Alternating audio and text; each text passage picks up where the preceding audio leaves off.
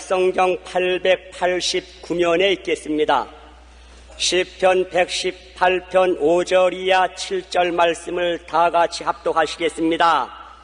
내가 고통 중에 야훼께 부르짖었더니 야훼께서 응답하시고 나를 넓은 곳에 세우셨도다. 야훼는 내 편이시라. 내가 두려워하지 아니하리니 사람이 내게 어찌할까. 야훼께서 내 편이 되사 나를 돕는 자들 중에 계시니 그러므로 나를 미워하는 자들에게 보응하시는 것을 내가 보리로다. 아멘. 오늘 저는 여러분과 함께 시편 기자의 간증이란 제목으로 은혜의 말씀을 나누겠습니다. 하나님을 의지하고 구원을 체험한 사람들은 각자 자기의 은혜 받은 간증이 있습니다. 어떤 간증은 대단하고 어떤 간증은 단순할지라도 예수 그리스도를 만난 체험담이 있는 것입니다. 평탄한 신앙생활보다는 거센 삶의 풍랑을 당한 사람일수록 하나님의 역사를 더 생생히 체험할 수 있는 것입니다. 밤을 지나온 사람이 빛에 대한 증거를 뚜렷이 할 수 있습니다. 목이 말라본 사람이 물맛을 역력하게 증거할 수 있습니다. 험한 길을 걸어온 사람이 평탄한 길에 섰을 때 행복과 기쁨을 절실하게 체험하고 증거할 수 있는 것입니다. 고난은 그 당시에는 괴롭지만은 지나고 보면 그 은혜가 증거될 수 있습니다. 세계적인 역사학자인 아놀드 토인비 박사는 역사의 발전 과정을 도전과 응전이라는 개념으로 설명했습니다. 한 문명이 발전하기 위해서는 적당한 도전, 즉 적당한 자극, 고난이 반드시 필요하다는 말인 것입니다. 우리 조상들은 어릴 때 고상은 사서 한다는 말이 있습니다. 영국 속담에도 항상 햇빛만 비치면 사막이 된다는 말이 있습니다. 고난은 그 당시에는 괴롭지만 지나고 보면 큰 은혜의 증거가 되는 것입니다. 오늘 이 글을 적은 시편 기자는 큰 고난 중에 하나님께 계시를 받고 은혜를 받아서 이 성경을 기록한 것입니다. 첫째로 그가 말하기를 내가 고통 중에 야훼께 부르짖었더니 야훼께서 응답하시고 나를 넓은 곳에 세우셨다고 증가하고 있는 것입니다. 고통 중에 야훼께 부르짖으니 야훼께서 응답하셨다. 그 말은 고통을 당하기 전에는 안 부르짖었다는 것입니다.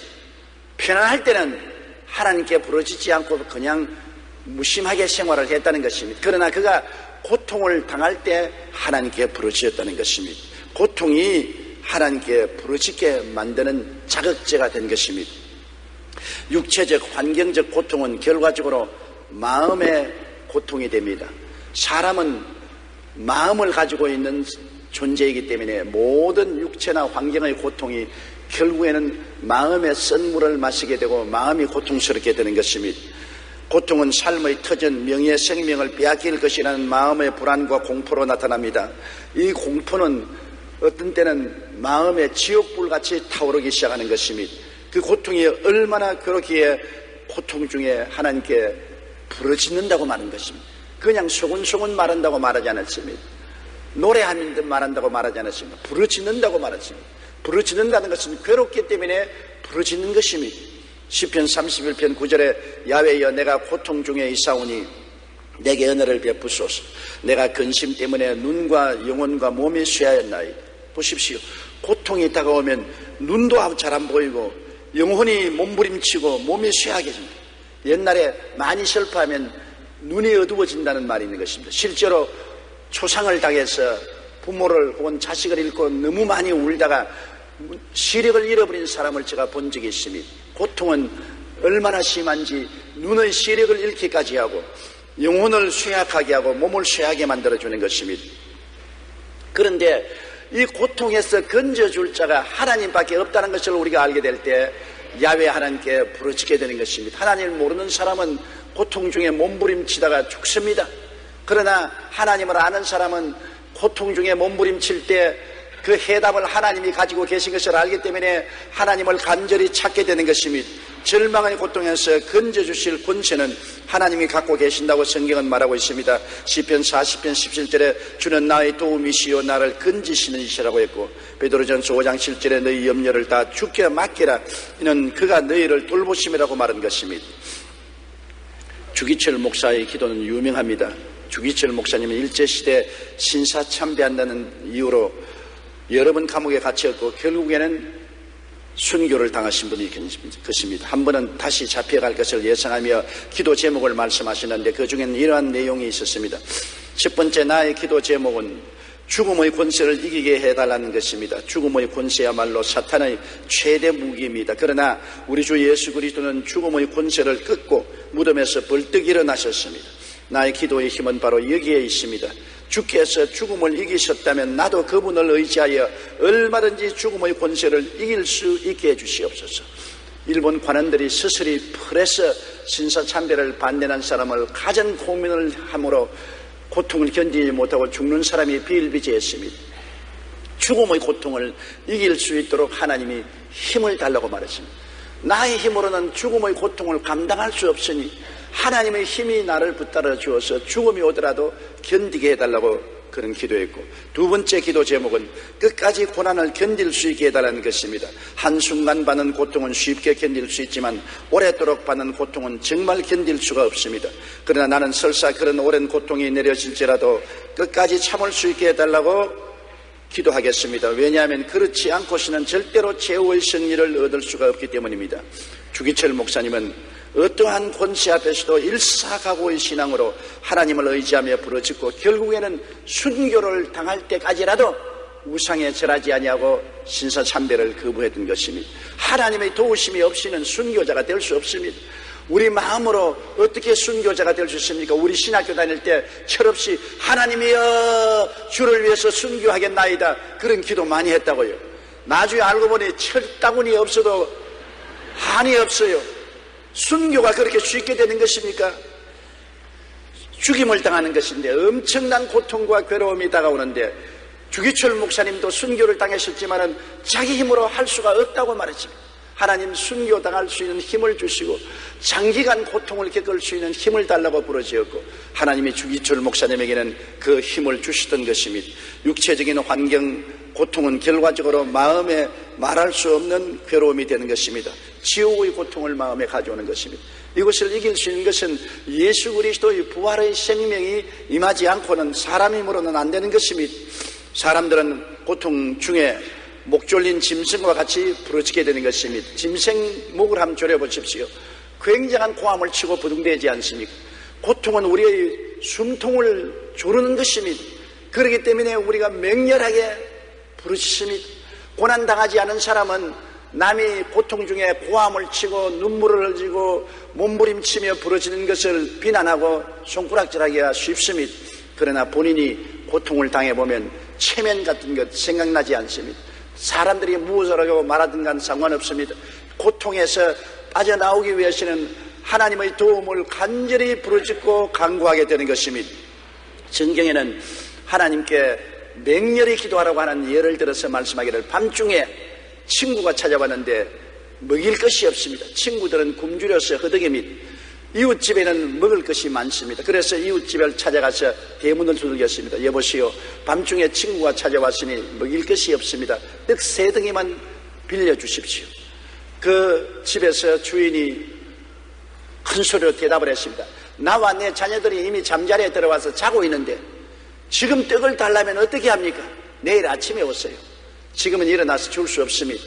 그러나 친구가 굶주려 있는데 먹일 것이 없으니 다급해진 이 사람은 계속해서 떡이 있는 집 대문을 두들깁니다. 떡을 주시옵소서, 떡을 주시옵소서. 한동안 대답이 없습니다. 맹렬하게 계속적으로 떡을 달라고 부르짖으니까 대답이 왔습니다. 내가 당신이 친구이기 때문에 떡을 빌려주는 것이 아니라 당신이 시끄러워서 괴로워 잠을 잘 수 없기 때문에 떡을 빌려준다. 그리고 떡 3덩어리를 주었다고 말하는 것입니다. 주님께서도 우리에게 말씀하기를 기도할 때 강청을 해라. 부드럽게 기도하라고 말하지 않았습니다. 사정을 하라고 말하지 않았습니다. 강청을 해라. 강한 욕구를 가지고 부르짖어라. 목 졸린 짐승과 같이 외치고 부르짖으라고 말한 것입니다. 또한 기도는 엄청난 인내를 가지고 부르짖어야 됩니다. 한 도시에 재판관이 있는데 불의를 당한 과부가 이 재판관에게 나와서 나의 억울한 사정을 해결해 달라고 했습니다. 이 재판관은 하나님도 두려워하지 않고 사람을 무시하는 사람인데, 이 불쌍한 과부, 세상이 다 무시하고 멸시하는 여자의 부르짖음을 쉽게 들어주려고 하지 않았었습니다. 그러나 이 여자는 끝없는 인내를 가지고 봄, 여름, 가을, 겨울 할 것이 없이 계속 부르십니다. 꽃필 때 부러지는가 하면 여름, 한여름 뙤약빛 밑에서도 부러지고, 쓸쓸한 가을 낙엽이 떨어질 때도 부러지고, 눈이 올 때 눈을 머리에 맞으면서 부러졌습니다. 끊임없이 부러지니까 나중에 재판관이 내가 번거로워 견딜 수가 없어서 이 여자의 소원을 들어주겠다고 말한 것입니다. 주님께서는 이 재판관의 말한 것을 들으라고 말한 것입니다. 우리가 하나님께 기도할 때 떡을 구하러 온 사람처럼 맹렬하게 불의한 재판관에게 재판을 해달라고 부르짖는 과부처럼 끊임없는 인내를 가지고 기도하면 하나님께서 고난 중에서 우리를 건져주시겠다고 말씀하신 것입니다. 우리는 이와 같은 맹렬한 기도, 끊임없는 인내력을 가진 기도, 이런 기도가 굉장히 필요합니다. 조금 기도하다가 낙심해서 뒤로 물러가 버리고 맙니다. 뜨겁게 기도하지 않습니다. 줄기차게 기도하지 않습니다. 그래서 많은 우리의 문제들이 해결을 얻지 못하는 이유가 거기에 있는 것입니다.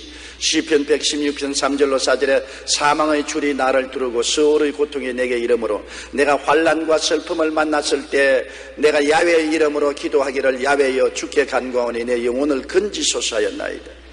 이 시편 기자의 기도가 평탄한 기도였겠습니까? 그는 말하기를 사망의 줄이 나를 두르고 수월의 고통이 내게 이르므로 내가 환난과 슬픔을 만났다고 말한 것입니다. 환난과 슬픔을 만난 중에 부르짖음의 기도는 맹렬한 기도요, 끝임없이 부르짖는 기도가 될 것인 것입니다. 그렇게 하면 하나님께서 반드시 하늘에서 들으시고 우리에게 응답해 주시는 것입니다. 성경에는 야훼께서 응답하시다 했습니다. 내가 고통 중에 야훼께 부르짖었더니 야훼께서 내게 응답하시고, 시편 기자는 응답해 주었다는 것입니다. 고통 중에서 부르짖으면 하나님이 모른다고 고개를 돌리지 아니하시고 반드시 우리 부르짖음에 응답하여 주시는 것입니다. 열정과 인내로 부르짖는 자는 응답합니다. 예레미야 33년 3절에 너는 내게 부르짖어라 내가 내게 응답하겠고 내가 알지 못하는 크고 비밀한 일을 내게 보여주려. 우리는 어떻게 문제가 해결될지 모릅니다. 그러나 우리가 맹렬하게 건질기게 부르짖으면 응답하시는 하나님이 하나님의 지혜와 총명과 모략과 재능을 통하여 기이한 길로 우리에게 응답을 주시는 것입니다. 시편 50편 15절에 환난 날에 나를 부르라 내가 너를 건지리니 내가 나를 영화롭게 하리라고 말한 것입니다. 부르라고 말하는 것입니다. 하나님을 잠에서 깨울 듯이 부르짖어라. 그러면 응답하고 건져주리니 그 하나님이 건져주는 것이 얼마나 놀라운 체험이고 기적이기 때문에 가는 곳마다 간증을 하고 하나님께 영광을 돌리게 될 것이라고 말한 것입니다. 시편 34편 6절에 이 곤고한 자가 부르짖음에 야훼께서 들으시고 그의 모든 환난에서 구원하였습니다. 모든 기도의 조건은 부르짖는 데 있는 것입니다. 중얼거리라고 말하지, 속삭거리라고 말하지 않았습니다. 부르짖어라, 외쳐라, 몸부림쳐라.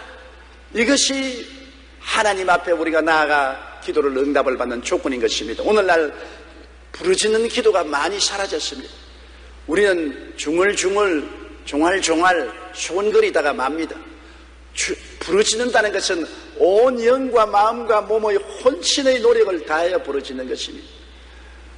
벼창자가 끊어진 것 같은 몸부림을 치며 부르짖는 것입니다. 외마디 소리를 지르고 아우성을 치는 것입니다.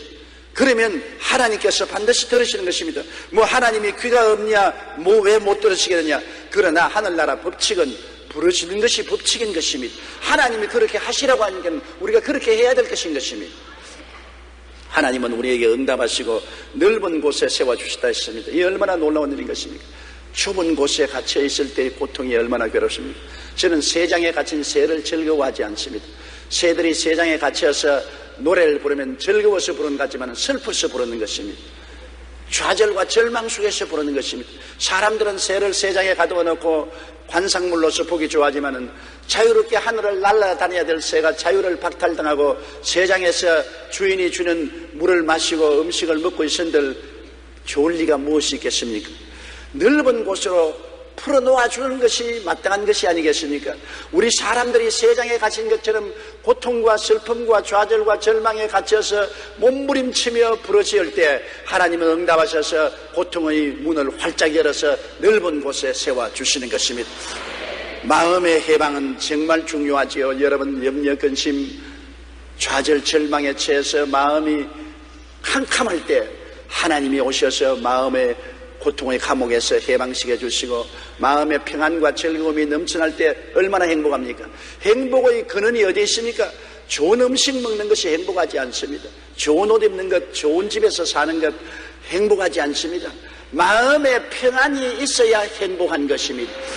마음의 평안을 보통으로 생각하지 마십시오. 그냥 마음의 평안한 것이 그냥 보통 것이라고 생각하지 마십시오. 굉장한 선물입니다. 이 지구상에는 매일매일 불안과 초조와 절망에 사는 사람들이 끊임없이 있습니다. 그런데 우리는 마음이 편안하고 평안한 마음으로 아침에 일어나고 평안한 마음으로 하루에 살고 잠자리에 평안하게 들어갈 수 있다는 것은 넘치는 행복의 조건인 것입니다. 마음의 평안 그 자체가 행복인 것입니다. 불안과 공포로 숨막힌 마음의 평안으로 마음이 넓어지면 얼마나 흡족하고 좋습니까? 시편 29편 11절에 야훼께서 자기 백성에게 힘을 주시며 야훼께서 자기 백성에게 평강의 복을 주십니다. 마음의 평안은 하나님이 주시는 복인 것입니다. 아침에 일찍 일어나고 저녁에 늦게 누우며 수고의 떡을 먹으며 헛되도다 하나님은 자기를 사랑하는 자에게 잠을 주신다고 말씀한 것입니다. 잠이란 평안을 말하는 것입니다. 평안은 하나님이 주시는 거대한 선물인 것입니다. 하나님께 우리가 간구하면 하나님은 환경에 응답을 주시기 전에 마음의 평안부터 먼저 주시는 것입니다. 환경의 문제가 해결되기 전에 마음의 문제를 먼저 해결하시고 마음의 평안을 주시고 기쁨을 주시고 소망을 주시고 마음이 확 트여지면 환경도 확 트여지고 마는 것입니다. 요한복음 16장 33절에 세상에서 너희가 환난을 당하나 담대하라 내가 세상을 이겼다고 말한 것입니다. 환경의 절망에서 소망의 넓은 것을 허락하시는 것도 마음의 평안으로 넓어지고 난 다음 환경이 좁아진 데서 넓어지고 환경의 감옥에서 해방되는 것입니다. 하나님께서 함께 계신다는 마음의 확신과 평안이 있으면 불도 물도 겁나지 않습니다. 하나님이 나와 같이 계신다는 마음의 확신이 있으면 불이 무엇이 겁이 나며 물이 무엇이 겁이 납니까? 불 가운데 지날 때라도 타지 아니하며 물 가운데 지날 때라도 물이 엄물하지 못하는 것입니다. 하나님이 같이 계시는 그 평안은 세상에 주는 평안과 다른 것입니다. 시편 116편 8절에 주께서 내 영혼을 사망해서 내 눈을 눈물에서 내 발을 넘어짐에서 건지셨나이다. 보십시오. 기도의 효과가 여기에 있는 것입니다. 영혼을 죽음에서 건져주시고 눈물이 비오듯이 흐르는데 그 눈물을 닦아주시고 내 발을 넘어짐에서 건져주셔서 영혼이 잘되고 범사에 잘되며 강건하고 생명을 얻되 풍성히 얻게 해주신 하나님의 은총이 얼마나 고맙습니까? 여러분 우리가 야훼께 부르짖으면 야훼께서 반드시 응답해 주시는 것입니다. 일제시대 주남선 목사님은 신사참배에 반대하다가 투옥되어 감옥 생활을 했습니다. 그런데 형을 마치고 나와서 나는 감옥에 있는 동안 오로지 주님만 만나면 좋은 시간을 가졌는데 여러분은 바깥에서 얼마나 고생이 많으셨습니까? 그렇게 말했습니다. 역설적인 말이 아닙니까? 사람들은 목사님이 감옥에 갇혀서 고생한다고 했는데 목사님은 감옥에서 세상 걱정하지 않고 주님과만 만나고 주님과 대화해서 얼마나 마음이 행복한지 몰랐습니다. 밖에 있는 여러분 고생 많이 했지요. 그걸로 위로를 해주시다는 말씀이 있습니다. 정영창이라는 분 역시 신사참배를 반대하다가 감옥에 들어갔는데 감옥에서 낙심하기는커녕 열심히 영어를 공부해서 감옥에서 나오고 난 다음 우리나라에서 여권 제1호로 여권을 받아서 미국 유학을 떠났던 것입니다. 환경의 절망이 반드시 우리에게 실패만을 주는 것은 아닙니다. 그곳에서 하나님을 만나면 마음의 넓은 평안을 얻을 뿐 아니라 환경을 넓은 평안으로 인도하는 길이 되는 것입니다. 그러므로 토인비가 말한 것처럼 역사는 도전에 대한 응전으로 이루어진다고 우리의 삶도 시험과 환난과 고통 중에 하나님께 부르짖어서 하나님의 응답하심으로 전에보다 더 넓은 곳에 우리를 세워주시는 것입니다. 좀 더 넓은 곳에 좀 더 큰 곳에 더 발전할 수 있도록 하나님이 인도해 주시는 것입니다. 시편 기자와 같이 내가 고통 중에 야훼께 부르짖었더니 야훼께서 응답하시고 나를 넓은 곳에 세우셨도다. 여러분 그 넓은 곳에 세움을 받기 위해서는 고난을 통해서 부르짖어 응답을 받는 체험을 해야만 되는 것입니다. 그렇기 때문에 고난은 반드시 우리에게 나쁜 것이 아니라 더 큰 유익을 주기 위해서 온다는 것을 알아야 되는 것입니다. 두 번째, 이 시편 기자는 말하기를 야훼는 내 편이시라 내가 두려워하지 아니하리니 사람이 내게 어찌할까. 이야, 야훼께서 내 편이 되신다는 것 얼마나 좋습니까? 저는 어릴 때 어느 곳에 가든지 어머님이 같이 계시면 마음이 아주 든든하고 좋아요. 시골 우리 집에서 저 골짜기를 떠나서 옹달샘에 있습니다. 옹달샘에 물을 기르러 갈 때는 상당히 겁이 납니다. 그때는 산림이 울창했기 때문에 여우도 있고 산새들도 무섭게 퍼덕거렸습니다. 그런데 그 옹달샘에 나 혼자 갈 때는 언제나 두렵고 불안했지만은 어머니가 함께 내려가면 마음이 그렇게 평안하고 즐겁고 기뻤어요. 왜? 어머니가 함께 계시기 때문에. 그때는 어린아이 때라 어머니가 전능한 줄 알았습니다. 어머니 품에만 있으면 만사가 오케이인 줄 알았습니다. 그처럼 함께 있다는 것은 즐거운 일인데 야훼께서 함께 계시면 누가 두렵겠습니까? 야훼가 더구나 내 편이시면 내가 사람을 두려워할 필요가 없는 것입니다. 시편 기자는 하나님은 내 편이시라 내가 두려워하지 않으니 사람이 내게 어찌할꼬.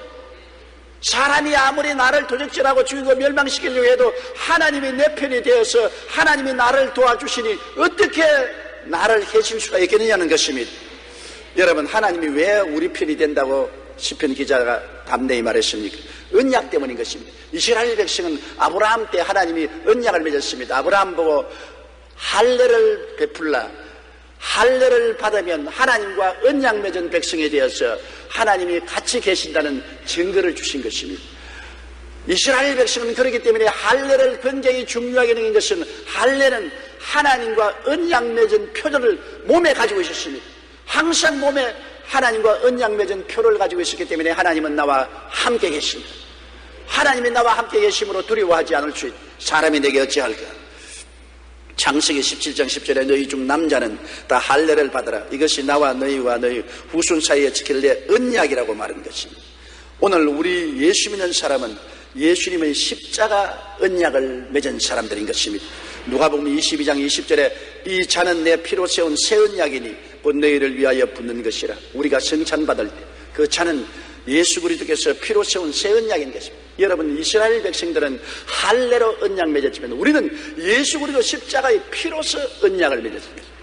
그러므로 이스라엘 백성도 하나님이 함께 계신 것을 알고 담대는데 우리야말로 그리스도의 피로서 언약 맺은 백성이니 주님이 결코 우리를 버리지 아니하고 떠나지 아니하실 것은 당연한 이치인 것입니다.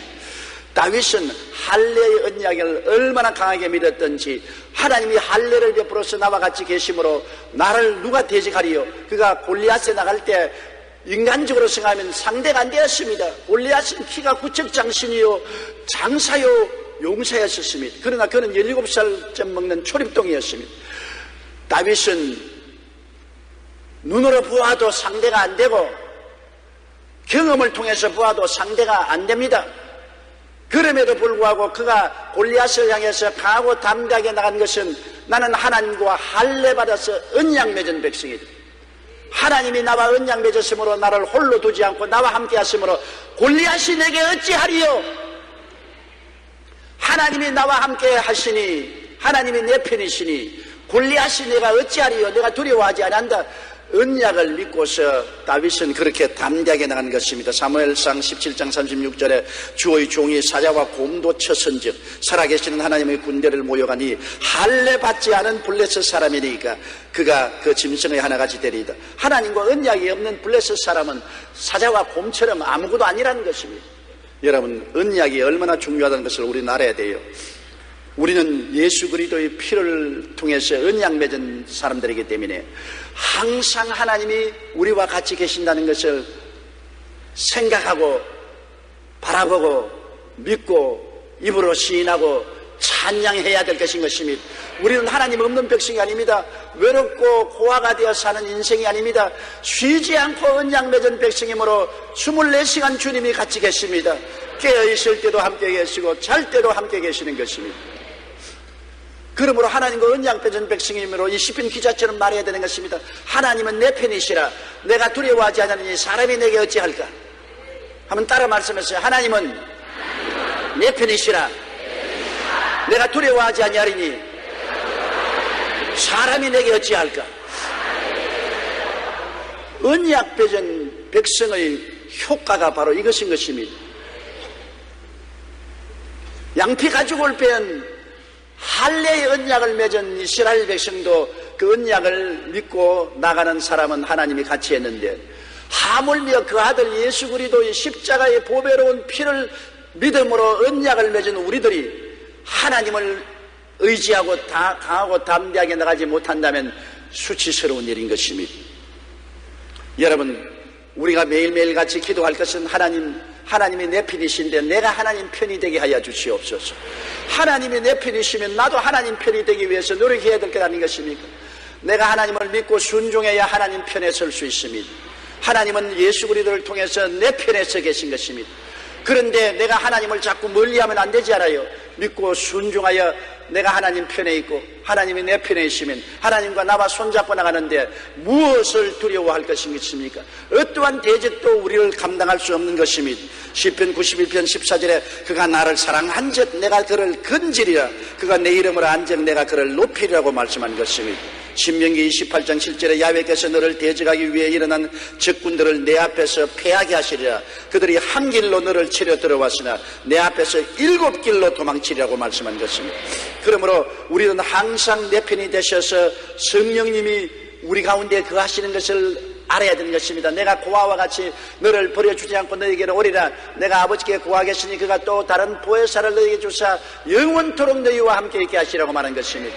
성령 보혜사를 통해서 아버지와 아들 예수님이 항상 우리와 같이 계십니다. 우리는 자나깨나 하나님이 함께 계신다는 것을 마음속에서 잊어서는 안 될 것입니다. 우리는 절대로 고아가 되지 않고 버림받지 않고 외롭지 않다는 것을 알아야 되는 것입니다. 요한 1서 4장 4절에 자녀들아 너희는 하나님께 속하였고 또 그를 이겼나니 이는 너희 안에 계시니가 세상에 있는 보다 크심이라. 세상에 있는 어떤 이보다 큰 하나님이 우리 속에 계심으로 속에 계신 하나님을 믿음으로 의지하고 우리는 세상을 대적할 때 세상의 어떠한 골리앗도 이길 수가 있는 것입니다. 고리텐붐 여사는 나치 수용소에서 무려 40일 동안 독방에 갇힌 일이 있었습니다. 당시 죄수들이 가장 무서워하는 형벌은 바로 독방 형벌이었는데 평범한 사람도 독방에 들어가면 얼마 지나지 않아 미쳐서 나옵니다. 그만큼 독방에서 고통과 괴로움을 겪게 하는 것입니다. 독방이라는 것이 왔다 갔다 할 수 있는 것이 아닙니다. 몸도 꼼짝할 수 없이 쪼그리고 앉아 있어야 하는 것입니다. 몸도 꼼짝할 수 없이 쪼그리고 앉아서 40일 동안 있다는 것은 보통 사람들도 다 미치게 만드는 것입니다. 그래서 고리텐붐 여사 역시 독방에 지내보니 참으로 고통스러웠습니다. 얼마나 힘이 들든지 나중에는 믿음도 사라지고 인내도 사라지고 이제는 미치기 일보 직전입니다. 그는 벽에 기대어 하나님께 기도했습니다. 하나님, 이제 제게는 믿음도 없습니다. 힘도 없습니다. 버틸 인내도 없습니다.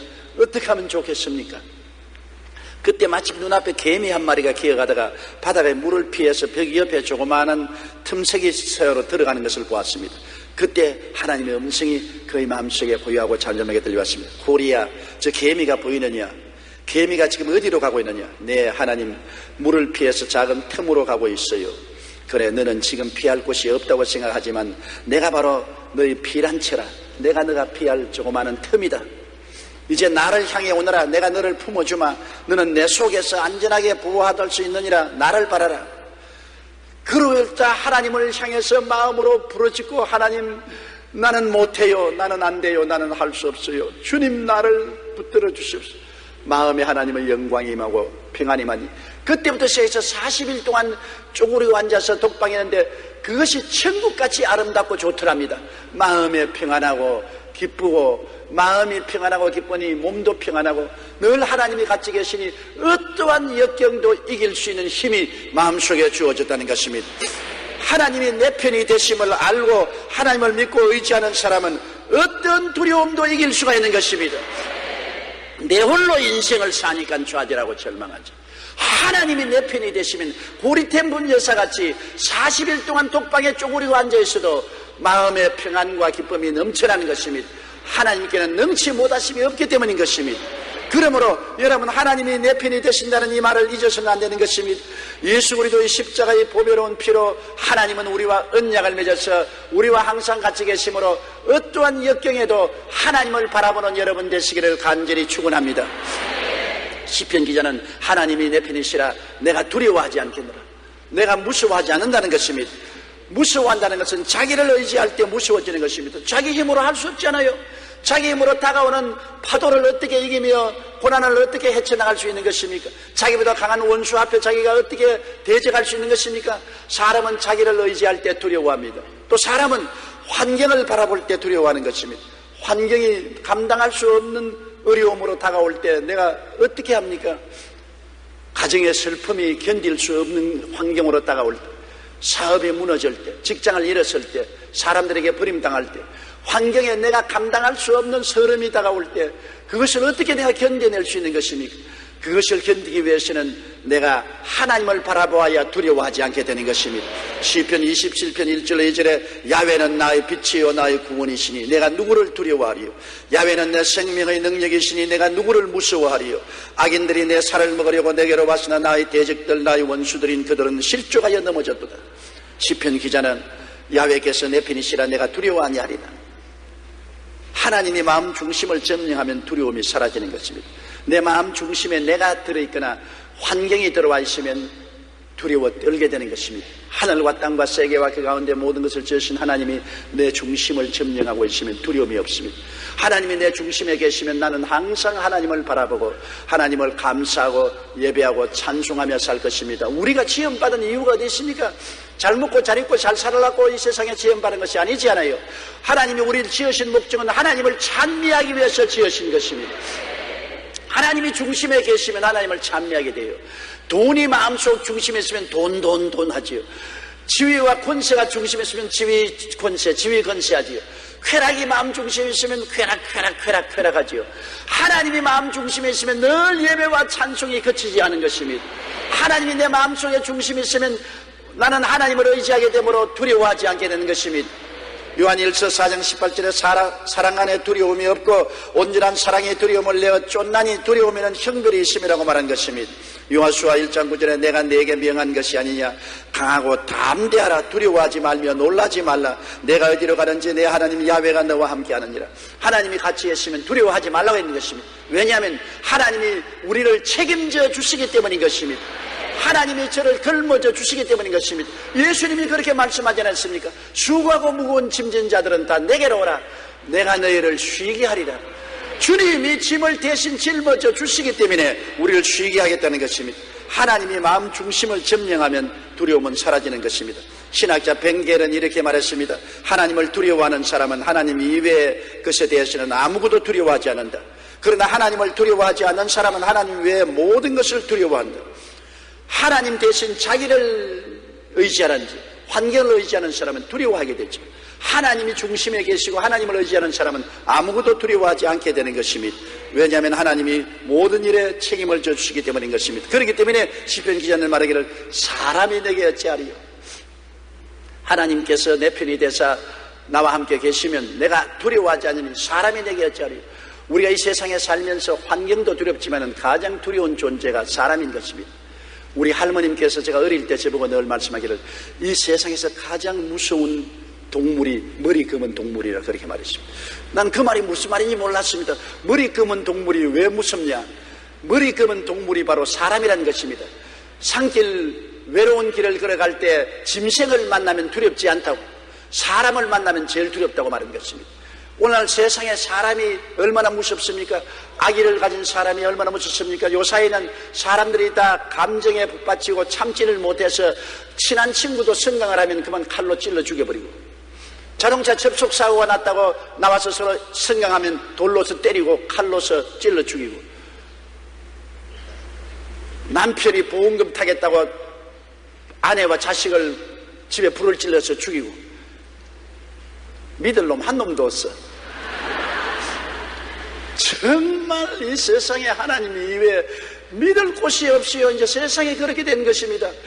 남편을 믿겠습니까? 아내를 믿겠습니까? 부모를 믿어요? 자식을 믿어요? 친구를 믿어요? 이웃을 믿어요? 이제 사람의 말은 신실할 수가 없습니다. 말을 아무리 약속해도 약속을 깨먹어 버리니까. 그러나 하나님을 믿으면 하나님은 흔들리지 않고 변하지 않기 때문에 하나님을 믿으면 우리가 두려워하지 않을 것입니다. 환경도 사람도 내게 어찌하리요? 하나님이 내 편이시면 세상이 나를 어찌하리요? 하나님이 나와 함께 계시면 누가 나를 대적하리요? 그 아들을 아끼지 않고 내게 선물로 주시니까 그 아들과 함께 무엇을 선물로 주지 아니하시겠습니까? 이야, 하나님이 내 편에 계시면 내가 두려워하지 않으니 사람이 내게 어찌할까? 너무나 놀라운 것입니다. 히브리서 13장 5절로 6절에 내가 결코 너를 버리지 아니하고 너희를 떠나지 아니하리라 하셨느니라. 그러므로 우리가 담대히 말하되 주는 나를 돕는 이시니 내가 무서워 아니하겠노라. 사람이 내게 어찌하리요 하노라. 사람보다 크신 하나님이 계시니 안심할 수밖에 없지요. 사드락과 메삭과 아벳느고가 느부갓네살 시대에 이스라엘 백성들이 다 포로로 잡혀갈 때 함께 포로로 잡혀갔으나 특별히 선택을 받아서 교육을 받아 바벨론도의 높은 지위에 앉으셨습니다. 느부갓네살 왕이 신상을 만들어서 신상을 세워놓고 제막식에 온 문무백관을 다 불러놓고 음악이 연주될 때 그 신상에 절하라고 할 때 사드락과 메삭과 아벳느고는 절하지 않았습니다. 그 당시에 느부갓네살 왕은 하늘에 나는 새들조차도 벌벌 떠던 왕이었습니다. 생사 여탈권을 손에 쥐고 있었습니다. 그런데 어떻게 감히 사드락과 메삭과 아벳느고가 그 느부갓네살 왕의 은명이 내린 그 신상 제막식에 절을 안 했습니까? 그것이 보고되자 느부갓네살이 아주 분도 막심해서 벌벌 떨면서 사드락과 메삭과 아벳느고를 불러서 말했습니다. 너가 어찌하여 내 신상에 절하지 않느냐? 너가 절하지 아니하면 내가 7배나 되는 불룬불을 만들어서 너를 불속에 던지겠다. 그때 사드락과 메삭과 아벳느고가 뭐라고 말했습니까? 우리는 왕의 신상에 절을 안 할 것입니다. 우리를 불속에 던져 넣으면 하나님께서 우리를 건져내실 거니와 안 건져내실지라도 우상에 절하지 않겠습니다. 그들은 하나님을 의지하고 사람을 두려워하지 않았습니다. 하나님은 내 편이시라 내가 두려워하지 않으니 사람이 내게 어찌할꼬? 사람이 내게 어찌할꼬? 어떠한 사람, 천하 권세를 가진 느부갓네살 왕도 내게 어찌할 수 없다는 것입니다. 느부갓네살은 분노 중에 그들을 불구덩이에 던져 넣었지만은 제 네 번째 사람 하나님의 아들 예수 그리스도가 불구덩이 성에 나타나서 그들과 함께 불의 세력을 멸하고 춤을 추었습니다. 묶은 밧줄은 다 끊어졌지만 머리카락 하나 타지 않고 그들은 나중에 나와서 느부갓네살을 변화시게 하나님을 경외하게 만들었고 더 높은 지위에 오르게 된 것입니다. 사람보다 크신 하나님이 계시니 안심할 수밖에 없는 것입니다. 과거 데스양에서 조난당했던 런던호 이야기입니다. 그 배에는 300여 명의 승객이 타고 있었습니다. 그런데 폭풍에 밀려 암초에 부딪혀 선창이 파괴되고 그곳에 물이 들어오자 아비규환은 생지옥이 되었습니다. 사람들마다 먼저 나가려고 밀고 땡기고 짓밟히고 서로 구원선에 타려고 애를 써서 있는 배가 기울어지고 구원선도 다 물에 빠질 위험에 처했습니다. 사람들은 불안과 공포에서 정신을 잃어버렸었습니다. 파도를 보고 물을 보고 두려워했었습니다. 그런데 배 밑바닥의 3등 선실 한 구석에서 웬 노래소리가 들렸습니다. 그 소리는 가느다란 소리였지만 힘이 있었습니다. 사람들은 소리가 나는 곳을 보았습니다. 한 소녀가 찬송가 439장을 부르고 있었습니다. 만세반석 열린 곳에 내가 숨어 있으니 원수마귀 손 못 대고 환난 풍파 없도다. 만세반석 열린 곳에 내가 편히 쉬리니 나의 반석 구주 예수 나를 숨겨주소서. 어른들이 모두 다 서로 살겠다고 아비규환의 생지옥이 되었는데도 불구하고 이 어린 소녀는 소리를 높여 이 찬송을 불렀습니다. 이 찬송과 소리가 모든 사람의 마음속에 놀라운 하나님의 임재를 가져와서 순식간에 모든 사람들이 찬송을 따라 부르기 시작하자 마음의 평안이 다가와서 맑은 정신을 가지고 질서를 지키니까 있는 배도 가라앉지 아니하고 보드도 편안해서 다 옮겨 타고 또 다른 배가 구출하러 오는 데를 기다리고 있어서 다 구원을 받았습니다. 한 소녀가 하나님을 바라보고 부른 찬송이 300명의 생명을 살린 기록이 있는 것입니다. 사람이 놀라고 당황하고 두려워하면 제풀에 죽습니다. 하나님을 의지하고 평안을 가지면 어떠한 일에도 살아날 수가 있는 것입니다. 사람이 어려울수록 마음에 평안을 잊지 말아야 되는 것입니다. 불안하고 두려워하면 사람은 멸망할 수밖에 없는 것입니다. 셋째로 이 시편 기자는 말하기를 야훼께서 내 편이 되사 나를 돕는 자들 중에 계시니 그러므로 나를 미워하는 자들에게 보응하시는 것을 내가 보리로다. 야훼께서 내 편이 되사 나를 돕는 자 중에 거하시니 그러므로 나를 미워하는 자들에게 보응하시는 것을 보리로다.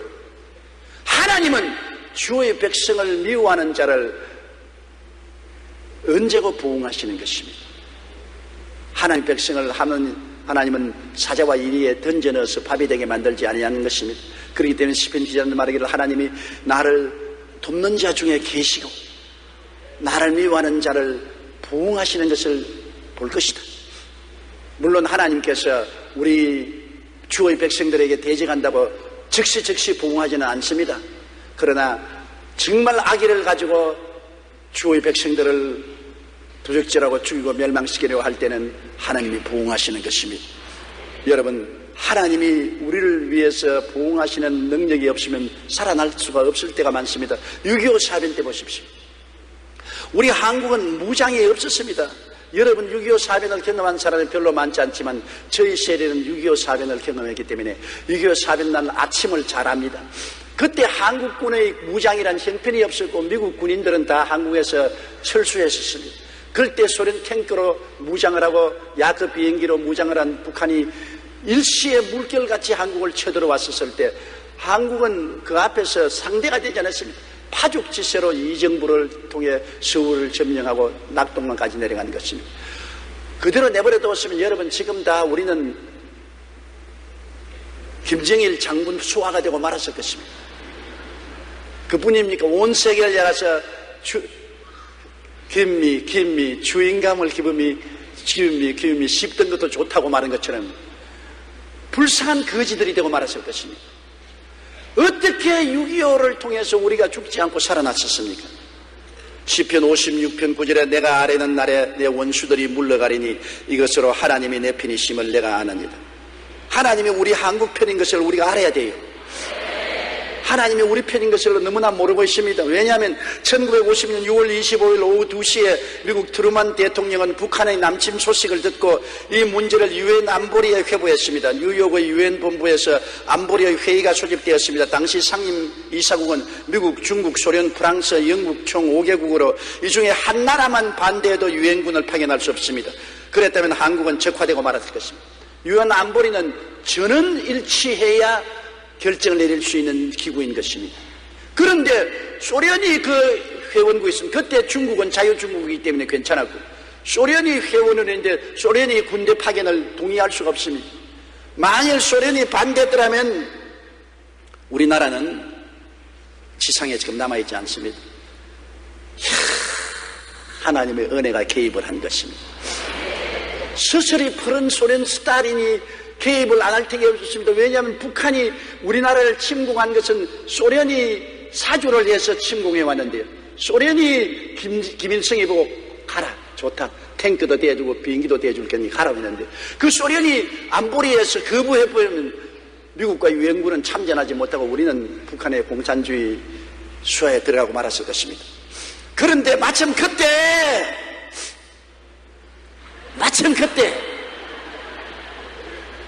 바로 6월 25일 바로 그때 그 한 주일에 스탈린이 휴가를 떠났었습니다. 그는 휴가를 떠나면서 뭐라고 말했냐면 일절 내게 전화도 하지 말고 나는 주말 휴가를 떠나기 때문에 귀찮은 전화는 원치 않는다. 어느 놈도 전화만 하면 가만 안 두겠다 그랬습니다. 이게 하나님의 기적입니다. 스탈린이 꼭 6월 25일 그 주간에 휴가를 떠났습니다. 보통 휴가를 떠나더라도 급한 일이 있거든 내게 연락하라고 할 것인데 이번에는 스탈린이 가면서 엄명을 내렸습니다. 어떤 일이 있어도 내게 전화하지 마라. 전화하는 놈은 가만 안 두겠다. 그런데 유엔 안보리가 소집되어서 한국에 파병을 해야 되느냐 안 해야 되느냐 결정을 하는 그 순간에 유엔 안보리 소련 대사인 제이콥 말리크는 발을 동동 굴렀지만은 전화를 두고 스탈린에게 보고를 못합니다. 전화를 들었다가 놓았다가 들었다가 놓았다가 전화를 들어서 말을 하다가는 큰일 날 것이고 안 한다면 또 큰일 날 것이고 아주 제이콥 말리크가 말이 아니었습니다. 그런데 유엔 안보리가 소집되고 안보리에 회부하니까 말리크는 그냥 퇴장해버렸습니다. 가부표를 던지지 않았습니다. 그래서 소련 없는 만장일치의 가결이 되어서 유엔군이 파견이 되고 한국이 살아난 것입니다. 이것을 기억하십시오. 하나님은 불가능을 가능케 하시는 것입니다. 절대 불가능합니다. 인간으로 생각할 때 절대 불가능한 일에 하나님이 가능케 하신 것입니다. 이거를 통해서 하나님이 우리 편인 것을 알아야 되는 것입니다. 그러므로 우리는 시편 기자처럼 말합니다. 하나님은 내 편이시라 내가 두려워하지 않으니 사람이 내게 어찌할꼬 하나님이 내 편이 돼서 나를 돕는 자 중에 그하시리니 그러므로 나를 미워하는 자를 보응하시는 것을 내가 보리로다. 하나님께서 우리를 미워하는 공산주의 침략자들에게 부응을 해서 6.25 때 우리를 건져주었습니다. 그때보다도 우리는 오늘날 더 많은 교인들이 있지 않습니까? 그때 우리 한국에 예수 믿는 사람 60만 명이 있었는데 오늘날은 하나님의 백성이 1200만이 있고 5만 교회 10만 주의 종이 있으니 그때도 하나님이 우리 편이 되셨는데 지금은 말로 다 할 수 없습니다. 하나님이 우리 편이시라 두려워하지 않게 되기를 주의 이름으로 축원합니다. 하나님이 우리 편이 되신다는 것 생각할 때 가슴이 두근두근합니다. 사망의 엄침한 골짜기에 다닐지라도 하나님이 우리 편에 계시면 하나님의 지팡이가 길을 내시고 막대기가 우리를 보호해 주시는 것입니다. 우리 대한민국이 얼마나 많은 사망의 엄침한 골짜기를 지났지만 그때마다 하나님이 우리 편이시라 하나님이 지팡이로 길을 내시고 막대기로 보호하여 주셔서 오늘 이 시즌까지 왔습니다. 그러므로 앞으로도 하나님은 우리 편이시라 하나님이 우리를 위해서 싸워 주십니다. 시편 37편 39절로 40절에 그는 환난 때 그들의 요새이시로다. 야훼께서 그들을 도와 건지시되 악인들에게서 건져 구원하시면 그를 의지한 까닭이라고 말한 것입니다. 시편 127편 1절에 야훼께서 성을 지키지 아니하시면 파수꾼의 경성함이 허사로다. 하나님이 성을 지키시고 하나님이 집을 지어주셔야 효과가 있지 인간의 힘으로는 아무것도 할 수가 없는 것입니다. 우리 하나님은 우리의 니시가 되시는 것입니다. 우리의 승리의 깃발입니다. 이스라엘이 르비빈에서 아말렉의 공격을 당했을 때 정말 난처했습니다. 그들은 애굽에서 나와서 너저리한 백성들이 무장도 못하고 헐벗고 굶주리고 있는데 아말렉이 잘 무장한 군대를 가지고 공격해 왔으니 전멸당할 수밖에 없습니다. 그때 여호수아가 전쟁하러 나왔으나 무기가 부실했으므로 백전백패했습니다. 그때 모세와 아론이 언덕에 올라가서 기도했습니다. 하나님께 의지했습니다. 하나님께서 나타나심에 불실한 무기를 가지고도 나아가서 싸워 아말렉을 여호수아가 멸할 수가 있는 것은 하나님이 여호수아와 함께 해주시기 때문인 것입니다. 전쟁을 이기고 지는 것은 무기가 많고 적은 것이 있지 않습니다. 군대의 많고 적음이 있지 않습니다. 하나님이 같이 계시냐 안 같이 계시냐에 달려있는 것입니다. 우리 대한민국이 여러분 북한의 위협에서 살아남을 수 있는 것도 하나님이 우리와 같이 계시기 때문에 그런 것입니다.